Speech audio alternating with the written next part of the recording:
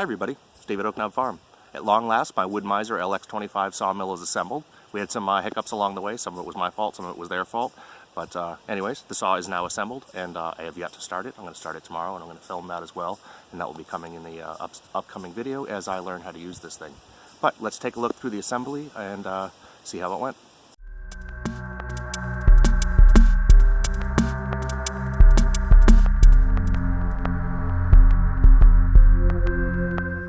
Okay, as you can see here, I've got pads put in for all 20 of the feet. Basically dug down a few inches. I put in several inches of sand, and then I put a little bit of gravel on top and put each block in nice and level. They don't have to be at the same elevation. They don't have to be level to each other because each foot is adjustable. You just want the pad itself to be nice and level. So what I'm going to do now is I'm going to take all my parts here and start spreading those around so I can begin assembly. Okay, as you see here, I have all my parts pretty much laid out, ready to go, except for the actual nuts and bolts. Bed rails on the side, 2 cross members per frame, diagonal cross braces right here, a couple little brackets to hold everything together. Okay, let's go ahead and assemble this first bed section. Basically, there are several sets of holes in here, but for what we're doing, we're going to use these 2 rows. Attach these 2 brackets on. The brackets all go on in this direction, and you basically use bolt in the washer with a nylon lock nut on the inside.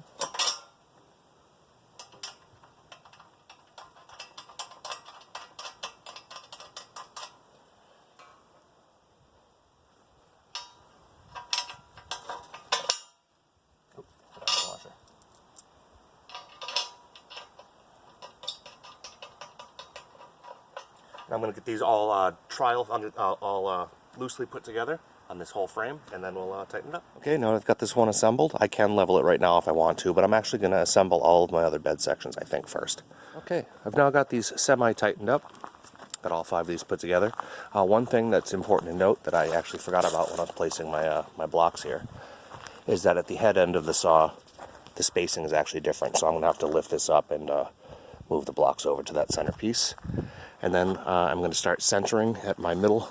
I'm going to start leveling at my middle section, that is the high point. Get that all nice and squared up and level, and then I'll work both directions from there to attach the sections and level them all up. Okay, I've gone ahead and prepped every single one of the feet. I've got a nut and a washer ready to go.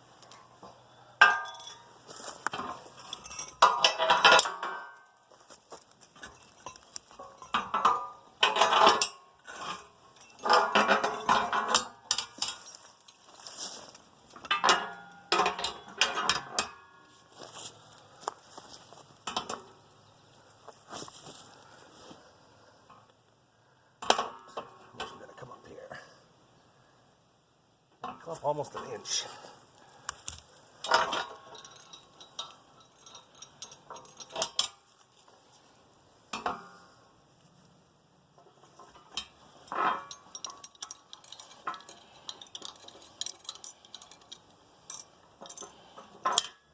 Okay, that looks good. I'm going to lock down the top nuts lightly.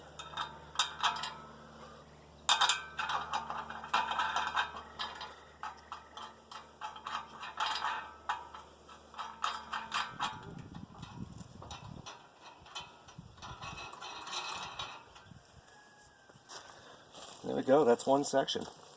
I'm going to continue to level each section side by side, get it all nice and flush, and then I'll start putting the connections and the diagonals in. I've got a few of the sections kind of roughly leveled off now. They're not perfect yet, but I've come to a problem, which I was basically expecting because I am not on a flat surface, is that as I level this one up, I don't have enough leg. So what I'm going to do is I'm just going to screw a block of pressure-treated lumber underneath the foot and lag bolt it onto the metal foot just to raise that up a little bit and give me the clearance that I need.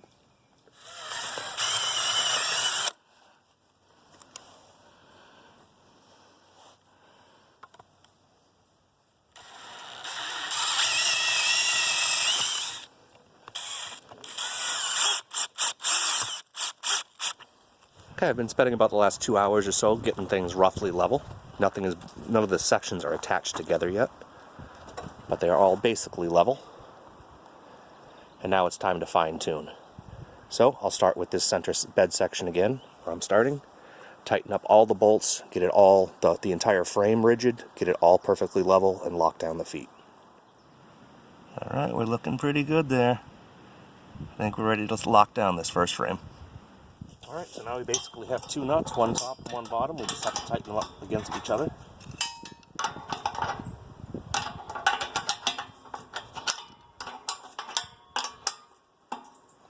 And that's that.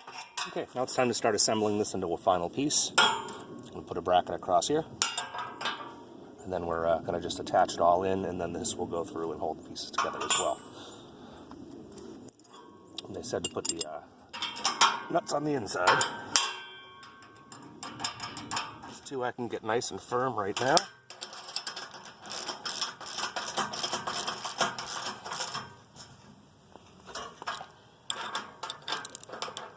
And these ones we'll just do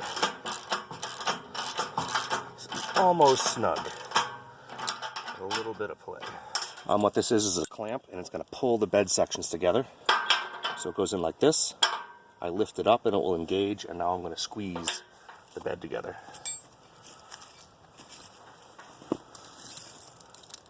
With this bolt on the back.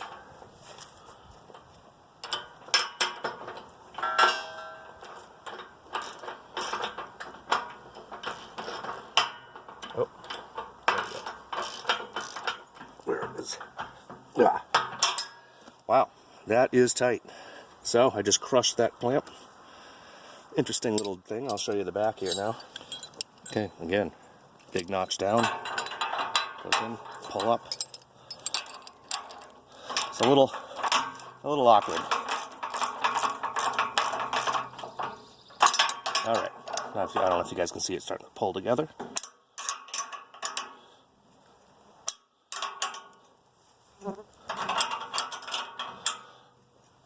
And there we go, nice and tight at the top and bottom. Now I'll snug up these two, and we're good to go.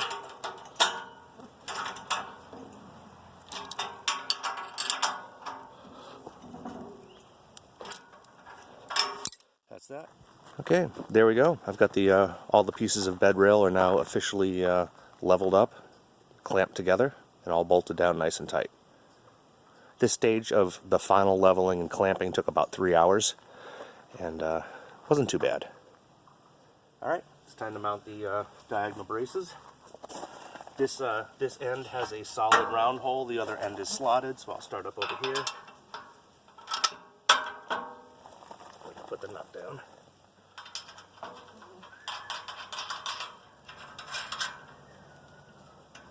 Alright, let's grab my wrenches.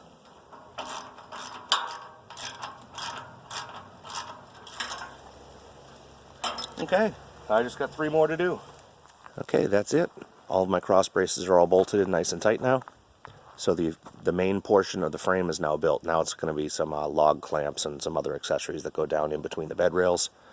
Okay, the next piece to go on is the log clamp, which we have right here. It sits on this bar, pivots up so you can clamp the log up against the backstop. Take the bar. Comes with a couple of these spacers.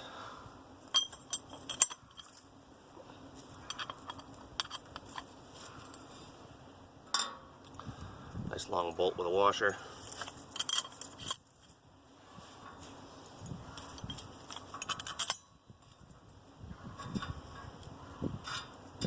And nut and washer for the back.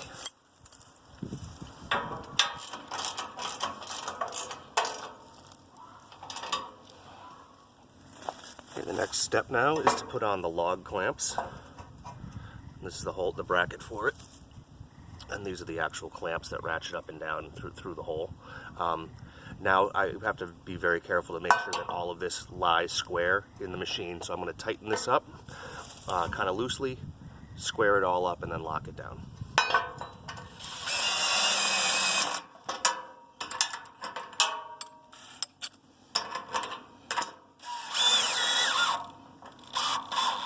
How's this one going? Yeah, this way it looks like. Yep, so it slides up and down. you go. Still got some nice fresh paint on there. It doesn't want to quite slide yet. Alright, get that up as high as I can.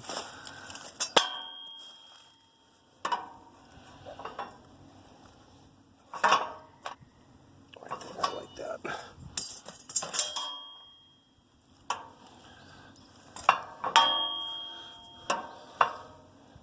As you can see, I've got a clamp or a bracket on each of the sections all the way down. And they're all leveled up now. Okay, the next step is going to be to install the mast and assemble the mast. That's all the black pieces over here on the ground. I do want to point out there's an inconsistency. Here's each of the roller guides, I guess you would call them, that go on the side, carriage, and they show 4 carriage bolts.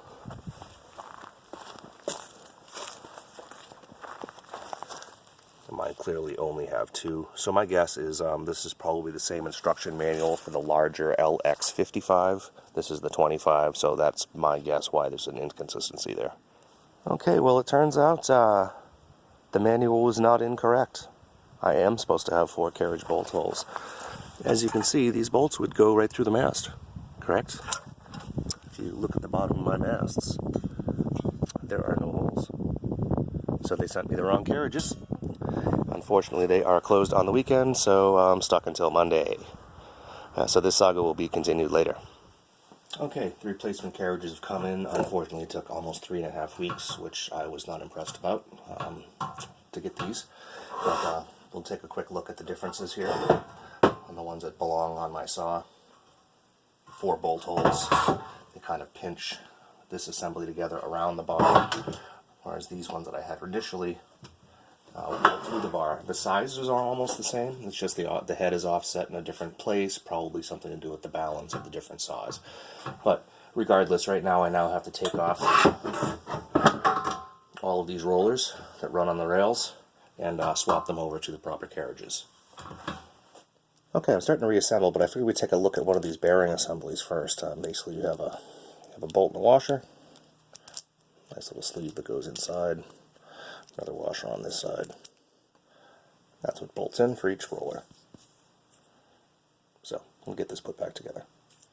Okay, now it's time to adjust all of the bearings so that this thing rides properly on the track. There's a bearing right here on this side. There's a bearing over here on this side. And then, of course, we've got the roller bearing on top. And as you can see, we're not lined up properly. So these are all slotted holes. So I'm gonna adjust the bearings back and forth, in and out, so this thing all rides nice and properly without any slop. All right, I want the wheel centered. First of all, this top wheel, like we're just sitting right here. So.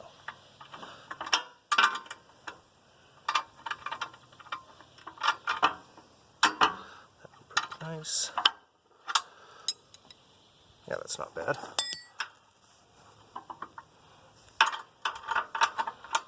Okay, now it's time to assemble the top of the mast. They were not real clear on which direction this goes in the manual. So I'm setting this up so this is on the engine side over here, assuming that's what this is clearance for something on the engine itself, maybe?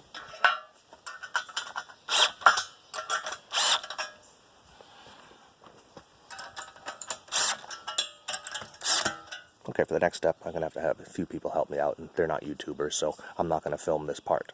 But essentially what happens is we're going to lay the saw down on its face, right here.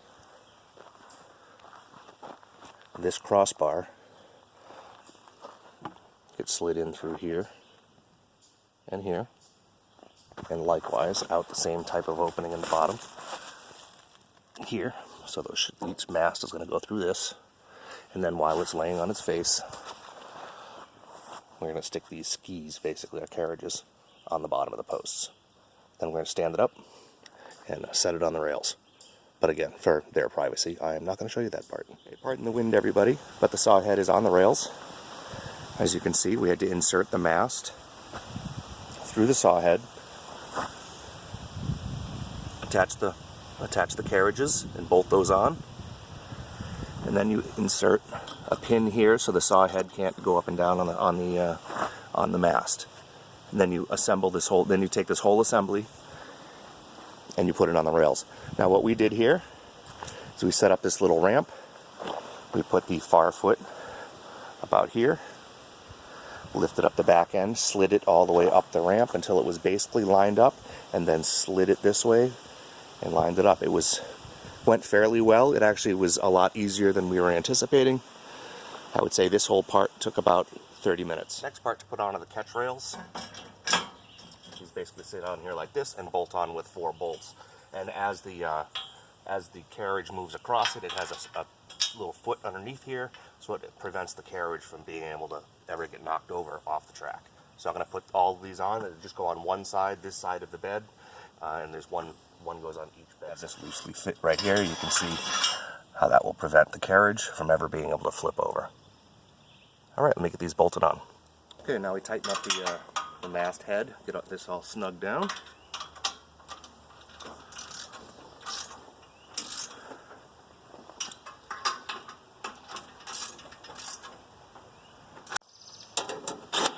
Okay, now the discharge chute. Okay, at the front of both carriages is this little rubber plastic block. It's a rail sweeper. It goes down through these openings and rubs any sawdust off the front of the rail as this thing moves down the track.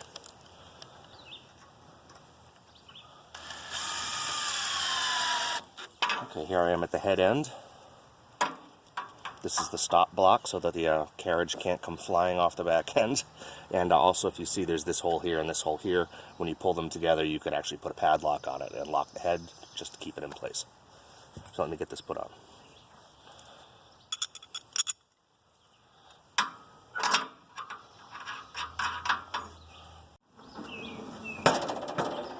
There we go. Safe and sound.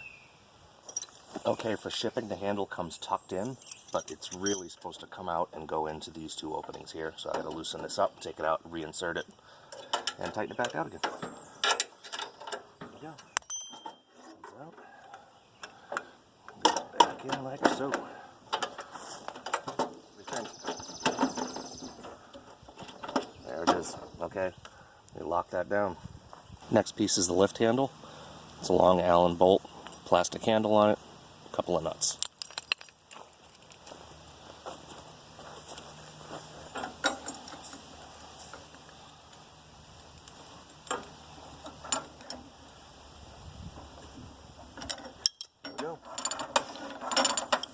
Perfect. Okay, next on the agenda are the lift cables that the saw head moves up and travels up and down on.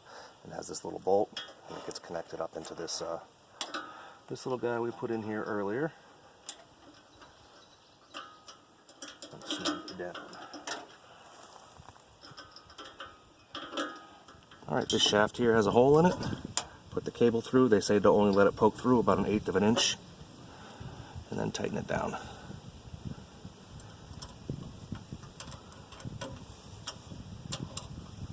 That ant is tickling the back of my hand so bad. Alright, that is nice and snug. One more turn, there we go. Alright, I'll do the same on the other side. Next up is this little hook for holding up the cover when you're servicing the blade and so forth.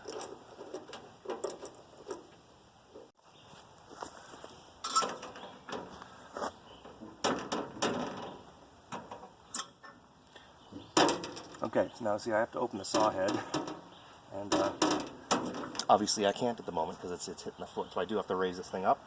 So I took off the temporary clamps that held the thing in place, and we'll give this thing a crank. There we go. This should now open. There it goes. It latches in place for service. Very nice. Now the next thing I have to install is going to be this gauge. And the reason I had to get this thing opened up is that the holes are actually right up here above the wheels, and have to get access from the inside. Okay, so here's the gauge. Comes up through this slot at the top. It's lined up right here. A couple of carriage bolts through. Okay, I have this loosely bolted in place. Now this does have positioning up and down, right and left. So after we get the saw all adjusted, leveled, squared up, and everything, then we will adjust this to actually match where our deck is. Right here at the top of the gauge, these little, I think they're polyethylene, it looks like. Little brackets. Oops, these are going to get bolted on and keep that thing in place. Next step is the water tank. Bolts on right here on the back. Before I put it on though, I'm going to put on this hose assembly. And this is to lubricate the blade. The bottom of it goes here in this grommet. So, oops, doesn't go there. Come on, get on there. That one's a little tighter. There we go. There we go. I'm going to bolt this on. It says, oddly, to make sure your blade is straight before you put the tank on, although they're telling me to put the tank on right now and the blade isn't in the machine yet. So anyways, I'm going to put it on very loosely because obviously I'm going to have to take it off to straighten the blade, as they say in the manual. Okay, I just put the blade on. I didn't film it because it was my first time playing around with one of these blades and it was a little tense and I wanted to focus on what I was doing. But, because it comes coiled, so I had to uncoil it and put it on there. So anyways, that's roughly put on there. Just interesting is the tires are actually just regular V-belts. So it should be easy to source locally, I would think. And now I got to get this blade tightened up. I'm not going to show you that in this episode because this is my first time ever doing it, and I think by the time I've done a blade change or two would be a better time to show how to tension the blades and things after I'm a little more used to the machine. Blade stops need to get adjusted, and they gave you a little shim to put on top. So you want these to hover just above and just below the blade, spaced off by this shim. So I'm going to get these adjusted on both sides. Okay, now it's time to level the blade itself to match the feet below, or the deck below. So what you do is a blade has a curve to it, so it has a tip that points down and a tip that points up. So they tell you to use the all downward facing teeth. Take a measurement on this side. Okay, the blade comes right between an 1/8 and 3/16, 21 and an 1/8, 21 and 3/16. It's directly in between. And here we are just about 21 and an 1/8. So this side of the saw has to raise up now just under a 1/16 of an inch. So I get some cable adjusters up here.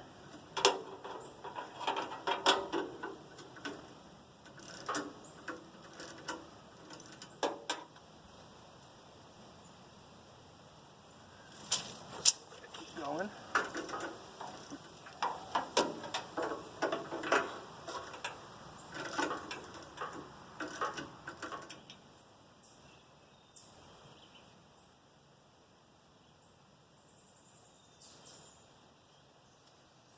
Looks nice. Okay, so now I'll just tighten all the lock nuts together so it can't move.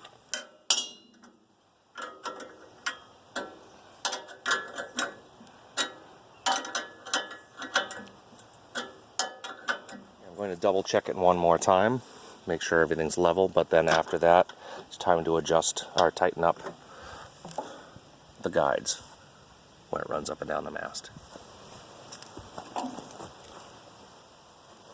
Okay, one last double check. Downward pointing blade. 13 inches right on the nose. 13 inches right on the nose. So what I'm going to do now is put the saw guide on the back. Well, it's already on the back, but adjust it to read 13 inches.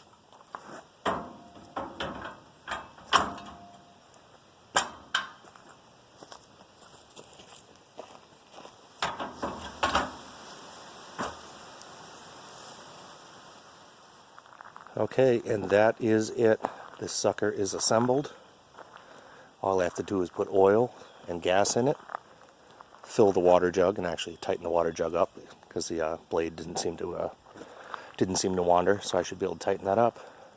These are the optional log clamps. They're a ratcheting system, so as you roll the log on, these will fold down, let you push it up there with a PV or a cant hook, and get the logs on there. Okay, let's talk a little bit about the experience. I did get this saw delivered in late March. I couldn't install it right away because our ground was frozen. Then after that, we were in the wet season, and it would be too mucky to try and level it up and install it. It wasn't a good idea, so I did have to wait. After I started getting ready to level the bed, I realized that I didn't order enough of the adjustable feet. So I had to put an order in with them, and it took almost 4 weeks for them to get here. So that did set me back about a month on assembly. And then, as you saw, halfway through assembly, I found out I had the wrong carriages, and again, it was almost a month turnaround time to get new parts. So, customer service-wise, I'm not super excited.